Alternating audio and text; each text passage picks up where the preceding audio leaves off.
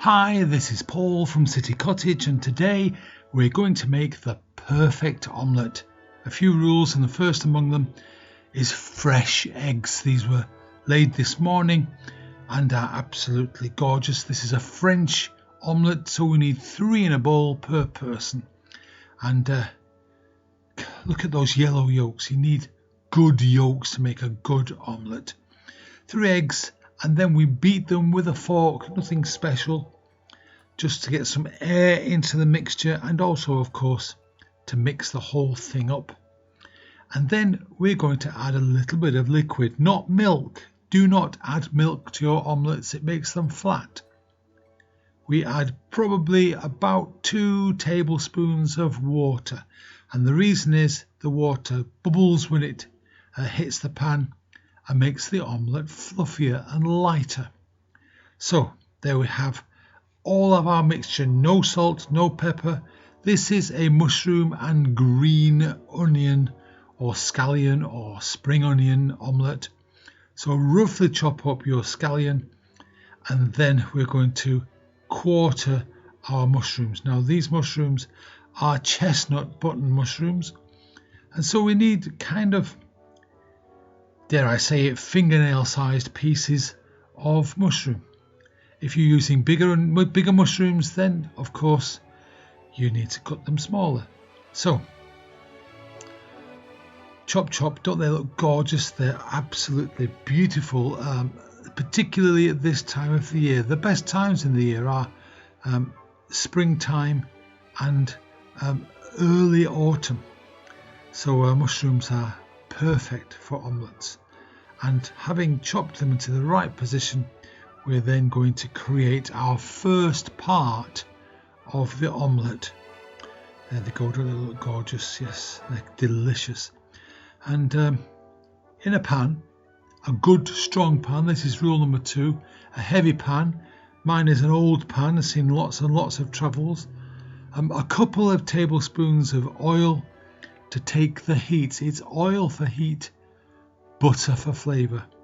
Now add a small knob of butter, but let the oil take the heat. The oil is there for the heat. Keep your butter moving, turn the heat down, and do not let it burn.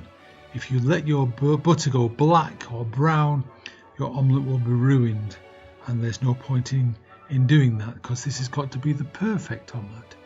So mixing up your butter, keeping it moving all the time, and once that knob of butter has disappeared, then it's time to add your onion.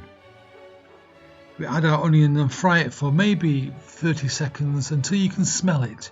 When you can smell the onion really well, then it's time to add your mushrooms, and then keep on mixing, stirring and mixing. This is going to take maybe 2 minutes. All of that buttery flavour, now it's oniony buttery flavour, is going to be absorbed by the mushrooms, and when they're cooked, discard them into a bowl. We'll use them later. Keep your bowl nice and warm, but save as much of the oil and butter mix as you can, and then we're going to return that to the heat and add a little bit more oil, a little bit more butter, and then we're on for the next part of our omelette making. So we're going to add maybe a dessert spoon of oil to the pan, and a very small knob of butter.